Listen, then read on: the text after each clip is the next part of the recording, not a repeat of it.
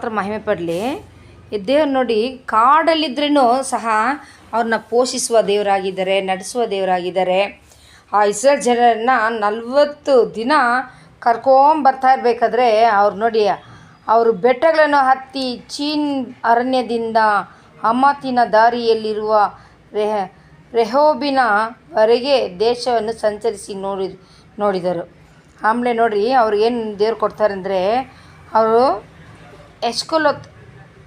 ಎಷ್ಕೊಲೋತ್ ಎಂಬ ತಗ್ಗಿಗೆ ಬಂದು ಅಲ್ಲಿ ದ್ರಾಕ್ಷಾಲತೆಯಿಂದ ಒಂದು ಗೊಂಚಲುಳ್ಳ ಕೊಂಬುಗಳನ್ನು ಕೊಯ್ದರು.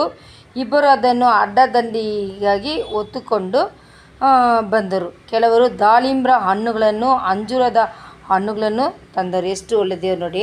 ಅಂಥ ಒಂದು ಕಾಡಲ್ಲಿ ಬಂದ್ಬಿಟ್ಟು ದೇವ್ರನ್ನ ಅವ್ರಿಗೆ ಪೋಷಣೆ ಮಾಡಿ ದಾಳಿಂಬ್ರೆ ಅಂತೆ,